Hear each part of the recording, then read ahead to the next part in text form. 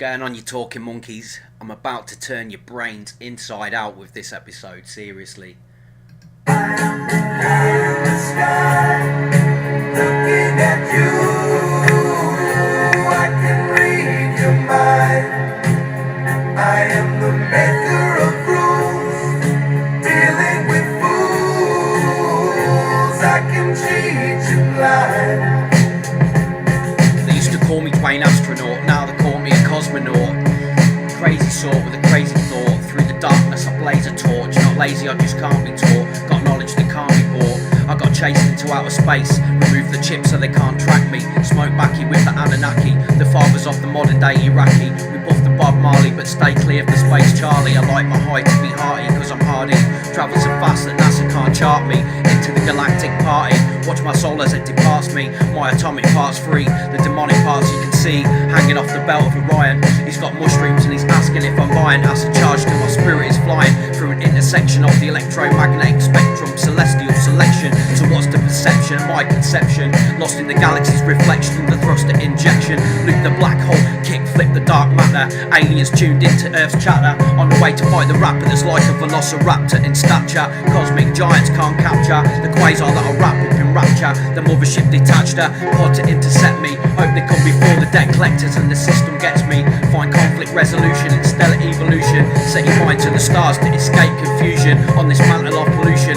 Transcend your existence with a beating of persistence. Keep fighting a resistance even though it's futile. Trying to find a place that's fertile on this earth's hostile. When you're up against the people with the guns, the tanks, the planes and the missiles. Yo, high in the sky, looking at you, I can read your mind. yes. I am the maker of Welcome to episode 4. We're going to be talking about the paranormal. Talking about aliens, ghosts, UFOs, cryptozoology, everything that's weird and wonderful. This that you're listening to right here is Immortal Technique, Eye in the Sky, with a sample from the Alan Parsons Project. It's one of my favourite instrumentals. Good quality copy there. It's probably too loud on the podcast. Let's turn it down. Let's turn it down as we roll it into the show. Happy days. Podcast episode 4 already. We've been rolling for a month now. Believe. Rolling for a month. So yeah, like I said, I'm going to turn your brains inside out. If you've got a small mind and you can't handle this sort of thing, I suggest you just turn off now because this is some proper far out stuff. Welcome to the paranormal special. What's the definition of paranormal then? Well, para means two. Normal is, your normal day to day. So paranormal is twice the normal. And now this covers quite a wide spectrum of stuff. Normally when we think about paranormal, it's generally just ghosts, poltergeists and stuff like that. But I've kind of extended it to ghosts, aliens, cryptozoology, demonology, everything that's weird and wonderful.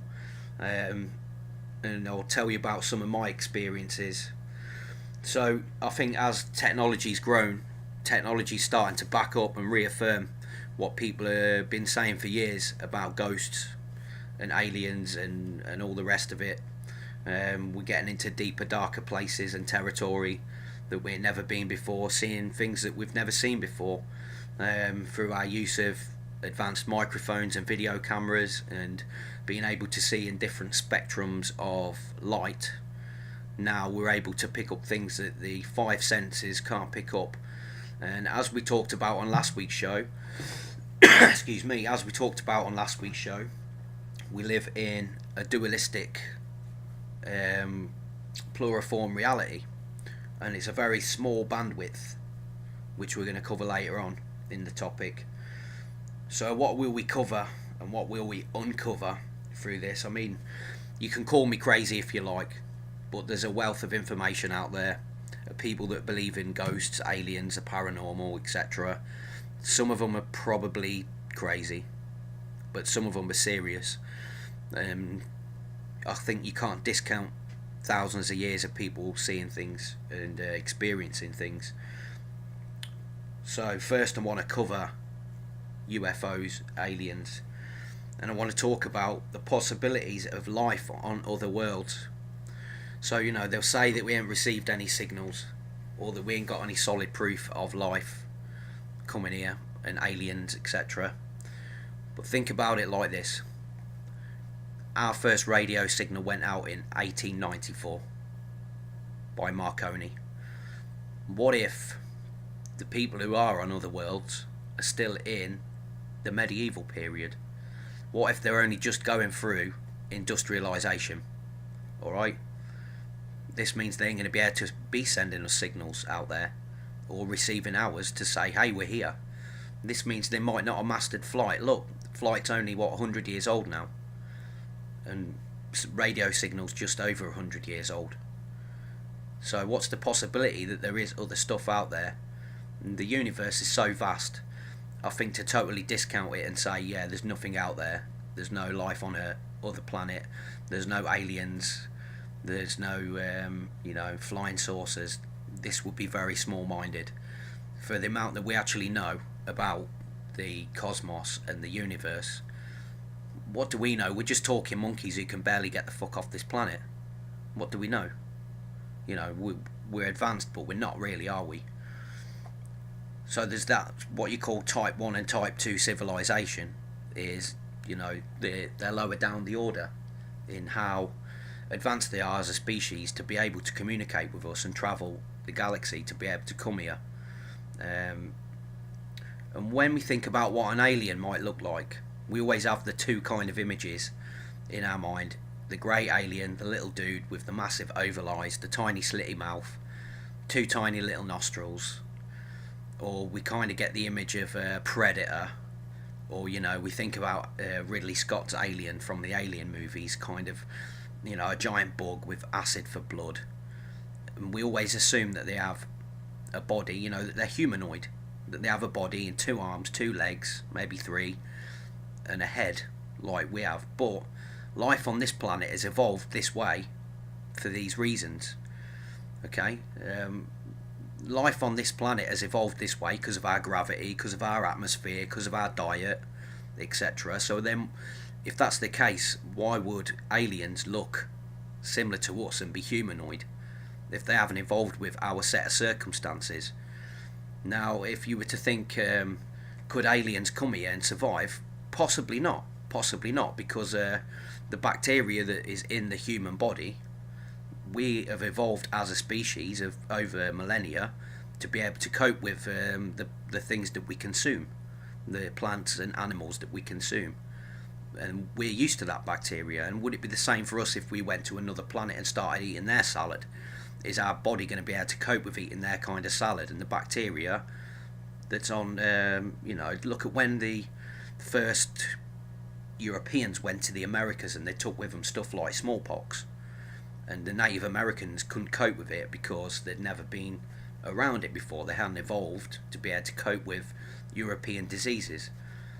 And it might be the same if humans were to go to other planets and aliens were to come here. Would they be able to do aliens even eat?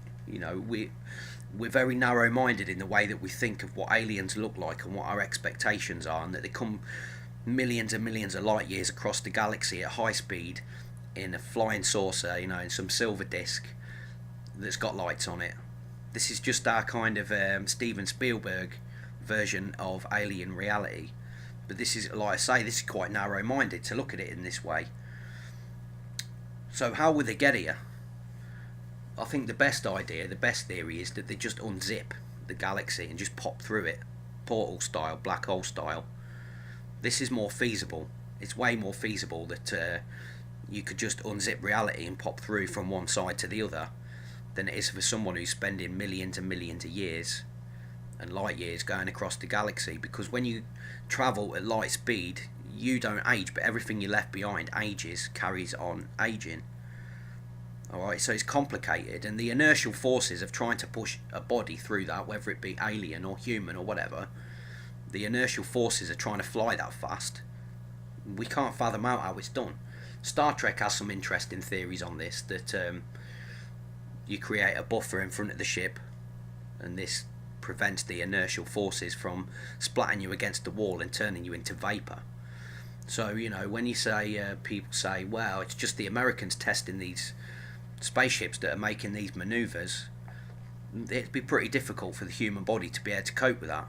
If you were to put, your best pilot up there who does what, I don't know, 4G maybe in a fighter jet, this would be really difficult for them to do, to be able to travel at high speed in one direction, then suddenly just move into the opposite direction.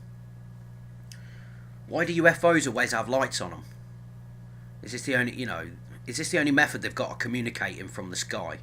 Because I'm sure if you've got the technology to be travelling across the galaxy at high speed, your efforts to communicate with the human species are going to be a little bit better than flashing sequences of lights in the sky, aren't they?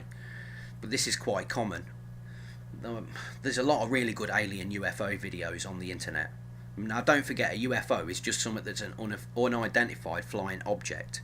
It don't necessarily mean that it's an alien from another planet or another dimension. But if you were to think maybe just 1% out of, there's 45,000 cases a year reported on aliens. So what if just one of them is a real extraterrestrial or extra dimensional? Okay, it boggles the mind to think. Boggles the mind to think how many planets there are that alien life form could have come from. So now I think the term extra dimensional seems to be more feasible. That they're already here. They're already on planet Earth, and they've been here the whole time. It's just with our 5 sense reality we can't pick up the dimension that we're in. So the author Graham Hancock has got this really good theory about humans eating stuff like magic mushrooms, smoking the acacia bush, the ayahuasca experience, anything that messes with the DMT levels in your body. And for years they thought they were seeing fairies, when in actual fact they were seeing extraterrestrials, extra dimensionals that are outside of our visible spectrum and bandwidth, and the narrow bandwidth that the human brain operates within. They're outside of our code, so to speak. Look at it like this: if there was two computers in the same room and we both logged on to the same website, we'd both get the same signal. But at some point somebody's getting a different signal, gone through a different channel, so to speak, and looked at different information and decoded it a different way. That's what it is. Your brain decodes things in different ways. And so when we talk later about mediums, this is probably how mediums and people who are genuinely psychic, because I'm sure there are some out there, I definitely believe their brain is going through those channels. It's tuned into different channels in a different kind of way. But we always think of alien ships with little green dudes on them. What if they are the ship? Alright? You never thought of it like that. What if the ship is the organic life form and there is no little dude on it? That organic life form can fly through space. Or what if it's microscopic and it's around you the whole time?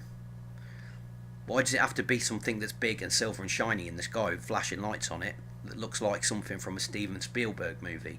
What if extraterrestrials, extra dimensionals, are in fact microscopic and they're so small that they're around your ear and you just don't know about it? And maybe there is little dudes on it, little tiny dudes on it. Alright, so I've got this theory. I'm not sure if anyone's proposed this theory before, but it's been said that there's more stars in the night sky and in space than there is grains of sand on Earth. And so if you were to go down to an atomic level, that you would see that in between the atoms there's a lot of space, like planets within space. Alright, what if when we get to the edge of our known universe, we're one of the grains of sand on an atomic level on a giant's beach somewhere? I said I was going to turn your brains inside out with this one, didn't I? And that we're like micro bacteria, we're microscopic bacteria within a giant beach, and all of them other planets and suns are just grains of sand on an even bigger, grander scale. And then where does it end? Are they then, if we're in a giant's land, at the edge of the giant's land, are they in another giant's land? It boggles the mind. It boggles the mind to think how much could be out there. It really does. And I think with these kind of topics you have to be open-minded. So in the 1960s and 70s, you had a guy called Eric von Daniken. Now, I'm sure anyone who's into the alien theories must have heard of Eric von Daniken or watched Ancient Aliens, because it ran for 8 series, maybe it's more. Most of them were quite repetitive.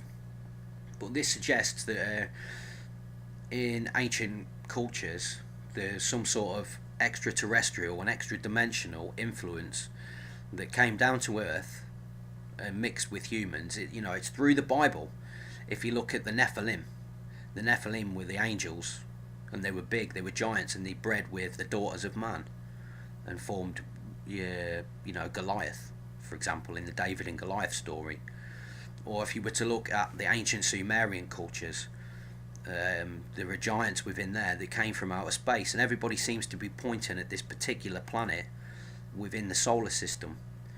And then if you go through a lot of the ancient cultures, the connection to Orion's belt, it's just too coincidental that all over the planet, different cultures that were separated by thousands of miles and thousands of years, who have never met each other, have got the same sort of artwork and connection to Orion's belt, or Orion in general, the constellation, and it's within their carvings and reliefs. Now, I'm not quite sure about this idea that in the pyramids and in Giza, I'm not quite sure that it's mapped out to Orion's belt the way that some people claim. I do put a little bit of weight on it, but not a lot. But there's pictures within in hieroglyphics. There's hieroglyphics within the pyramids that look like extraterrestrials, that look like planes, tanks, submarines, etc. Stuff that we've only just gotten in the last 100 years. And then there's suggestions that in ancient Peru there was those golden figures found of airplanes and jets and rockets, and so they made a scale model, a remote control scale model, and it flew. So how could they do that? How's that possible? It suggests that someone's been here before, and this is what we call panspermia. Panspermia is when another life form from another planet sends DNA to this planet to start life. Whether that be that they sent it here as like monkey DNA, or like amoebas or whatever, and we started from bacteria, or whether they came down and injected the monkeys and sort of, Adam and Eve, that was the first monkeys to start walking upright, and they were injected and DNA tested on. What about Noah? Well, if you were to think Noah, how would he fit all the animals on the ark? You couldn't. It'd be physically impossible. You couldn't feed them, and they'd all kill each other probably, or they'd kill you. Why is Noah so special that he could physically herd a load of lions onto the ark? That's not possible. But what about if he took the DNA from all the animals? That there was some sort of sample, and he took the sample from each one, and he kept the samples of DNA safe, so that after the Great Flood, they could genetically engineer more animals of the same kind. It's just a theory. It's a mind-pickling theory. But then the Great Flood of Noah isn't just in the Judeo-Christian Bible. It's in as far as Mesoamerica. It's in Asia, and they all date from around 12,000 years ago, when the last ice age receded. But we're going to do another episode later on in the year, specifically about forbidden archaeology and the things that have kind of been hidden and people that are being sneered at. So, there's someone I want to tell you about who's called Paul Hellyer. Now, Paul Hellyer was the Canadian Defence Minister and acting Prime Minister. And when he retired rather, he went out there with loads of information saying that extraterrestrials are working with the biggest governments on Earth, and there's loads of different species of alien walking amongst us already. And he gave a list of the descriptions of what they look like. He told us about what the ships look like, that the aliens are not going to come and mix with us until we stop killing each other, etc. They're not going to give us technology until we become peaceful as a species and whatnot. And people are like, oh, Paul Hellyer, you're mad. Well, no, he seems pretty rational. He seems like a perfectly rational guy, and he's had to keep it a secret for 40 years while he was working for the government. And then when he resigned or retired, he he didn't have to keep it a secret no more. And only a few of the news outlets covered it. This should be mass media. This should be on BBC World News. It should be all over every news channel on the planet. But it's not. People are in denial. They don't want to speak about it. So go and look him up, Paul Hellyer. And there's loads of documentaries with him on. There's disclosure by the Pentagon, which is coming out recently, where the Pentagon are starting to release videos of fighter pilots chasing stuff they can't keep up with. So it's shot from the cockpit of the fighter jet, and it could be our technology that we're testing, and maybe the pilots who are filming it don't know it's our technology, but there is that chance that it is something from outer space or from another dimension. So Werner von Braun was the man who invented the rocket, and he was a Nazi, and he was taken to the United States by the Americans in Operation Paperclip to work on rocket propulsion technology. But at the same time there was advanced propulsion engineers who went there, and there's a wealth of information and photographs of the Nazis with a UFO with a swastika on it, and all kinds of weird tests on advanced airplanes and weapons that we didn't know about. And the suggestions that they went down to Antarctica and that they found an alien craft there and reverse engineered it, and that the Americans took those engineers to the States and started working on stuff. The crash in Roswell, how do we know that the crash in Roswell wasn't something that they'd reverse engineered? And then everything sort of spirals from that. People don't trust the American government, anything they say, especially since JFK and more so since 9/11. People are never going to trust the American government. So when they turn around a few days after Roswell and say, well, you know, it was just a downed air balloon, but you already published it 3 days before in the paper saying that you'd recovered a spacecraft with alien bodies on it, and now that you're saying it's just a weather balloon, where did the alien bodies go? They took them and tested on them. They reverse engineered the craft. When people ask me about my theories on the moon, I say they didn't go up there in a rocket. They did not go to the moon in a rocket, no way. They went to the moon in a reverse engineered flying saucer. But they can't tell you that.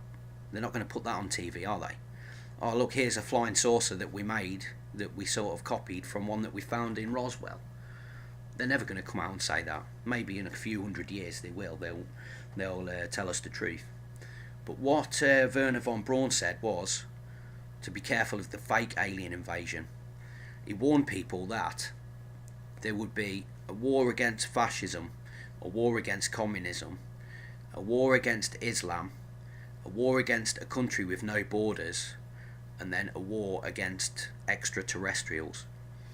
So, you know, until I start seeing little green men with ray guns, like Attack from Mars, whatever it is, Mars Attacks, outside my door, then I'm not going to believe it.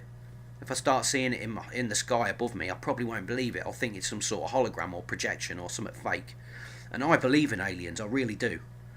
But when you have people like Werner von Braun say, well, they're going to fake it, I tend to believe him. And I think it is possible. Why wouldn't they? They lie to us about other stuff. Why wouldn't they lie to us about this? Alright, so now I want to tell you about my UFO encounter. This happened when I was around 12 years old, and I used to live in a cul-de-sac with about 50 houses in there, and behind the cul-de-sac was forest, Arbury Estate. And we were playing out on the street one night. It was kind of cold and misty, you know, dense atmosphere with fog, and the woods lit up behind my house. And we went running to the edge of the estate where you could see along the field, and the woods were lit up not just behind my house but all the way along in a giant blue dome, covered the entire woods. And then it went off, and we stood and we gazed for a minute, and then it came back on again. So we went and knocked on a bunch of doors. We got people to come out and look at it. My neighbours were all standing there watching it. It was going on and off intermittently. I'm not saying that this was an extraterrestrial landing in the woods behind where I lived. It could have been, but it was really sort of weird, and there's no explanation for it in terms of science. How does the whole forest light up in blue like it's the daytime? What could cause something like that? Not lightning, that's for sure. You know, lightning goes up or down. It don't go sideways across a whole forest, does it? And recently I found one of my old school friends on Facebook who was there on that day, and I asked him, do you remember that? And he said, yeah, of course I remember that. How could I forget something like that? It sort of reaffirmed my belief in the paranormal and what's out there and the weird and the wonderful. So that's my only UFO experience. I can't say I've ever seen anything else. I watch the sky quite a lot. I'm always, when I watch the sky, I'm sending out remote signals from my brain thinking, please just come and get me and take me back wherever I come from. Uncle E.T., please, just come and get me off this planet or out of this dimension where people just didn't seem to care anymore. I'm on my knees praying for it. Bill Hicks tells some cracking jokes about how hillbillies always get kidnapped by aliens and how they turn up to UFO sightings armed with guns. You should look it up. It's hilarious. So now I want to talk about ghosts. So I've never actually physically seen an apparition, but I have had really serious paranormal experiences in a variety of different places in a variety of different times. So where I grew up, there was a castle, Astley Castle, and it had been burned down in the 70s when it was a hotel during a satanic ritual. And when the fire brigade went to break in to put the fire out, they found a secret back room, and in the secret back room was lots of occult paraphernalia and a voodoo doll with nails through it and stuff like this. And my mother used to say to me, don't play up there because it's got evil presences there. And I just thought, oh yeah, whatever, mum. You know, I didn't care about the dangers of, you know, potentially a giant brick could fall on my head from a burned down castle, or potentially some sort of malevolent presence could attach itself to me. I didn't pay any credence to it. And one day, we'd never gone in the basement, but we'd always dared each other. And one day, I found a stick and I wrapped a bit of plastic tape around it and I set fire to it. I went down into the basement, and as I got into the middle of the basement, something blew that flame out like it was a candle in one puff, and I ran out of there squealing like a girl, and I never went back there again after. Now even if I was to drive near it, it would creep me out. And later that night I heard the wind chime in my window go, and something press itself down on my ear and breathe in my ear. After I'd been in that castle and had that experience later that night, it was freaky, really freaky. Where I used to live with me dad is where they used to burn the witches in Southampton in the medieval period. Been a lot of history there, and that building, St James's House, always felt like there was something on you, some sort of malevolent presence pressing down on you. You'd put stuff down next to you and you would turn around, and when you turn back it would be gone, and it would appear in really strange places in the house. And there would be a perfect puddle appear in the toilet room, because the toilet was separate from the rest of the bathroom. So my dad put loads of bitumen all over the floor to see where it was coming from, or to try and block it, and it would just keep appearing, always in the same place. Even after my dad put the bitumen on the floor, it would just appear, and it was like a perfect circle of water, and it was just a really creepy, horrible place to be. I never felt comfortable there. Always felt like something was behind me when I walked down the corridor, or that there was something over me, like an evil spirit. And in 2008 I moved into Belgrove Villas, which is in Spittal Tongs. Spittal Tongs is called Spittal Tongs because it's the hospital between two tongues of land in Newcastle, and this is where they used to take people who had incurable diseases. So if you were a leper, they would take you there, or if you were mentally ill. And my building in particular used to be a home for the mentally ill before they converted it into apartments. And in the medieval period they would take you through what is called Gallowgate in Newcastle, which is where the football stadium is now. They would take you through there, through Spittal Tongs, past all the dying and sick people, which is now where the RVI, Royal Victoria Infirmary, is. They would take you past all of them people to hang you on the town wall. So that part of the city has seen a lot of misery. And in this building where I lived, I had a crazy neighbour, like really mentally crazy, screaming and shouting and bawling all the time. And one day he knocked my door randomly and he said, "My mate died in your apartment when he used to live there." And he pointed to the corner of the room where my drums were. And I felt really creepy. And then when my missus moved in with me and everybody else moved out of the building, it was just us in there, we started to notice things more. So there was a night we were sitting on the couch and we felt a breeze go past us to the left. And then we heard like wet feet on the floor tiles in the kitchen, and then the tap turned on in the bathroom, as though something had gone past us through the kitchen into the bathroom and started using the sink. Or there was a night where we heard the floorboard go in the doorway of the bedroom. We were falling asleep holding hands with each other. We'd not been in bed long. And when we heard the floorboard go, both of us squeezed each other's hand, and you could feel something come towards us and sit on us in the bed on our legs. And Jill said, "Not tonight, thank you." And you felt it get back off us and move, and then the floorboard clunked again. And what was one of the weirdest ones is how I would hear my drum, my congos and bongos, I would hear them go off in the middle of the night in that corner where the next door neighbour said his friend had died. And there was always some sort of angry, malevolent feeling about that building. Everybody who seemed to live there seemed to go crazy, and it was just a horrible place, and it was damp, and there was kind of like ectoplasm running down the walls and stuff like that. So one of the reasons I've always believed that my family is watching over me is because I came here in a really strange way. So I came here on the 18th of September 2005, and the 18th of September is the day that my Geordie Gran died in Australia. And I moved to Melbourne Street, Newcastle, next to where my dad was born. And that made me think, well, that's weird, maybe she's watching over me. And when I went to Australia, I met someone who was called Ricky Elrington, and my family's name is Errington. And now when I've tried to look up the genealogy of Elrington, I haven't found anything, which is weird. It's like we're kind of related. Maybe when his family got to the docks in Australia, they were illiterate, or the people at the docks were illiterate. And there was just really strange journeys that I went on while I was in Australia that were related to my family and where they'd been and when they'd passed away and stuff like this.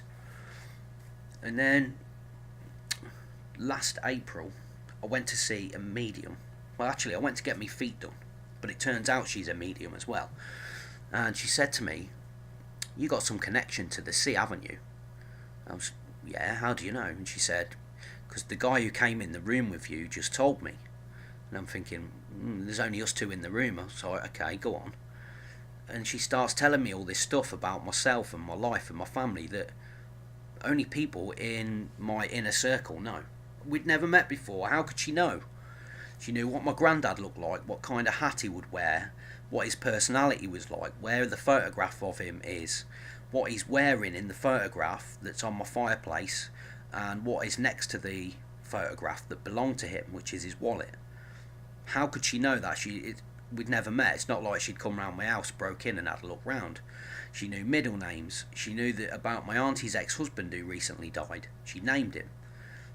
She knew about what kind of protein shake I use and what bench I keep it on in my kitchen, and how I was using too much of it and not working out enough. Little things. She knew how I fell off a garage roof and knocked my teeth out when I was 4 years old, and that it was older boys that had shoved me off there. She knew about how I'd slipped at the bathroom door and cracked my head open. And she knew about how my mum wouldn't let me have an air rifle, but I'd just borrowed one off my next door neighbour without telling me mum, and I used to shoot out the window. So if mediums are, I see this thing with Darren Brown where he convinces people that mediums aren't real. But I'm sorry, Darren Brown, I like you, I do.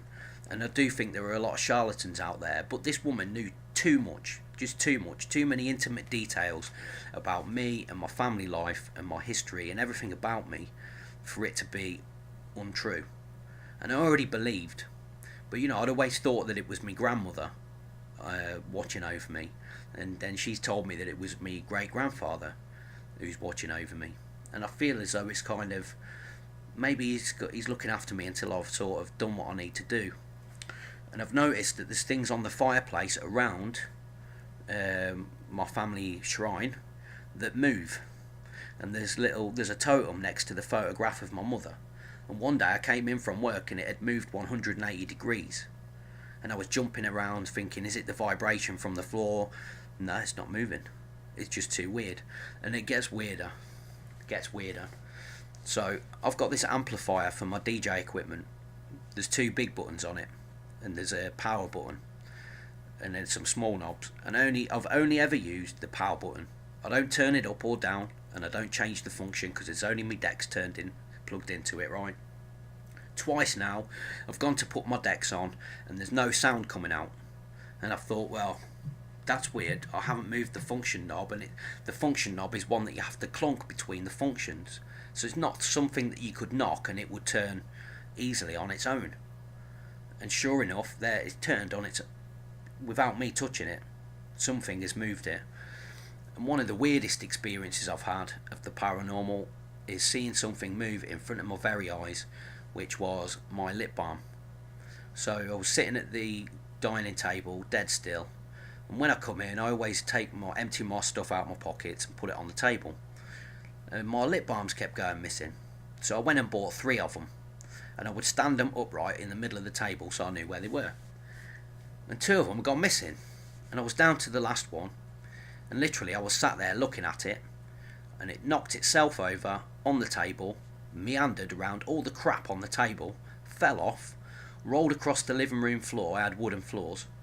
Rolled across the living room floor, meandered around the cable of my laptop, which was on the sofa, and rolled under the couch. So I've pulled out the sofa and there was 3 lip balms at the back of the couch, all next to each other on the skirting board. Now, I didn't move. There was no vibration or wind going on. And if it had moved on its own through vibration or wind, then how does it meander around everything on my table and meander around my laptop charger on the floor? How is this possible? Now, you can call me crazy. I can give a shit. Like I say to you all the time, if you don't believe me, just piss off and go back to watching the Kardashians and X Factor in your state of hypnosis, because it's small-minded for you to think like that. So there's a good documentary you should check out, and that's called The Boy Who Lived Before. And this is about a kid in Scotland, in Glasgow, who keeps talking about his past life when he's about 2 or 3. And he maintains the story, and he knows it really well, and he adds bits in. And he talks about a dog and a house, white house with a path down to the beach where planes land, and the Robinson family. And sure enough, they take him to the Outer Hebrides, to Barra, and they find the house, they find the Robinson family, and they find pictures of the dog that he described. And then by the time Cameron's 4 or 5 years old, he can't remember it. He can't remember any of it or even said it. This kid who's always quiet when he sees the house this kid who's always noisy, when he sees the house for the first time, he goes deadly silent. So there is something more to it, the dimension outside of our five sense visible spectrum is a lot bigger than what we think it is. We live in a slim bandwidth of reality. So now for the last few minutes, I'm just going to tell you about what is cryptozoology. Cryptozoology is like the study of weird animals and creatures that we don't have listed, that you kind of your Bigfoot, your chupacabra, stuff like that, which we think exist but we ain't got solid evidence on. That falls into the band of cryptozoology. And one of the best shows, one of my favourite shows, because it's funny as well, is called Destination Truth. I highly recommend anyone who's into your creepy mystery, ghost hunting, monster hunting shows to watch it, because it's hilarious. They're like the real life Scooby-Doo, and they go all over the world. They go to the jungle looking for weird creatures and monsters and put themselves at risk where there's big cats and stuff like this, or deadly snakes and spiders, and Josh Gates, the presenter, jumps out of helicopters into gorges and things like this, proper Action Man style. And one of the best episodes of Destination Truth is where they go to the haunted forest in Romania, and you see something pick up one of the cameramen by his arm and throw him across the clearing. And when he takes his jackets off, it's cold, he takes his jackets off and he's got big burn marks and scratches down his arm. And then the next time they go back there, they put him in the circle again and his ears start bleeding. It's a brilliant show, really good show. One of the best ones is when they go to Cal in Mexico. Or the one where they go to Australia to the Blue Mountains and look for the Bigfoot, and they get some really, really stonking evidence on Bigfoot being in Australia. They get some great evidence on the Yeti. They get the giant octopus. They get some great evidence on that, some on camera as well. The one with the dolls, all the dolls on this little island in Mexico. Oh my goodness, it's freaky as, really freaky. He's standing looking at this doll and his eyes open while he's right there next to it. It makes my hair stand up on end watching it. Orang pendek is kind of like orangutan, and it lives in the same sort of region of Earth in the jungle. And for thousands of years, people have been seeing this hobbit-like creature that's covered in a fine ginger hair, and it's got big ears. Looks like Dobby from Harry Potter. And then recently, some guys who are out on motocross bikes with cameras, GoPros on, it runs out in front of them. This orang pendek runs out in front of them, and the lead bike crashes, and they chase it down the road a bit, and it runs off into the grass on the left. Look it up. Orang pendek's brilliant, really good footage. Now, just because we can't cover all parts of the jungle, don't mean it's not out there, does it? There's stuff out there in the jungle that is so deep and dark that we'll never know. Some people say that out there in the Congo, in Africa, there's still dinosaurs. Who are we to argue with them? These people that live there seeing them. It's possible. It is a possibility, yeah. But these Bigfoot hunters make me laugh though. In America, I don't believe none of them, because they're always kind of, yep, I was out there with my dog. It was about 9:30 p.m. on April 29th. It was a misty night out there, and I was just about to crouch down and take a dump, and I felt something. I felt its eyes all over me, and I turned my head and I saw it, and there was the Bigfoot. He was looking at me. Yeah, mate, yeah. I think you just been smoking too much crack before you went out in the jungle with in the woods with your dog. That's what it is. There's people who are professional Bigfoot hunters. Don't get me wrong, maybe Bigfoot is real, but I think the problem is with a lot of this paranormal stuff is everyone has to see it to believe it, which is very close-minded, and we know so little about the construct of reality that to write it off as a non-topic would be wrong. Actually, while you're on the topic, if you get a chance, go and look up Xbox Connect Ghost Caught on Camera, because the Xbox Connect, you can switch to a view where you can see stickmen when you move in front of it, and there's people who are sitting on the couch and other stickmen appear next to them and start touching them, and they're using that as a professional means of ghost hunting, that actual Connect camera. So like I said in the start of the show, technology is moving forward swiftly enough with microphones and better cameras and full spectrum cameras to be able to see stuff that we can't see with our own eye. You know, I think there's 7 different visible spectrums that you can pick up now with certain cameras, and you can fuse them all together to see one image. So coming into the last few minutes of the show, guys, it's been a quick one today. I just want to give a couple of quick shout outs in the last minute, and this one is for me mate Christopher Skyner, who we were sort of at school together. He was in a different school, but we were in the same gang.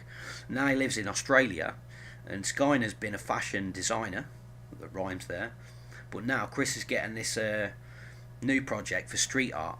Check it out, it's on www.authoritycreative.com, and it's really good. It's some of the best street art I've seen in a long time. I want to put a sponsor appeal out for me as a triathlete. If anyone's got my page, have a look, there's a link on there. If not, there's Dwayne Aspinall, long distance runner. You can find the link on there. You can find all the updates for me as a long distance runner and what I'm doing in training and stuff like this. Keep your eyes out for me blog that's coming out in the next 3 weeks, and that's a health blog for mind, body and soul, life coaching, fitness coaching and nutrition. And just to let you know, I'm moving into house music temporarily. Just gonna have a go at producing some house music and see how it works out, and I'll still be back into hip hop, don't worry about that. And next week's show I ain't even got planned. I ain't even thought about what I'm going to do on next week's show. If you got any suggestions, message in. and I'll have a think over them. Maybe I'll do a hip hop special next week. I'm undecided, and that's it. Enjoy your next week. Enjoy the rest of your weekend. It's been a pleasure, and I want to say I love you very much. As always, thank you very much for tuning in.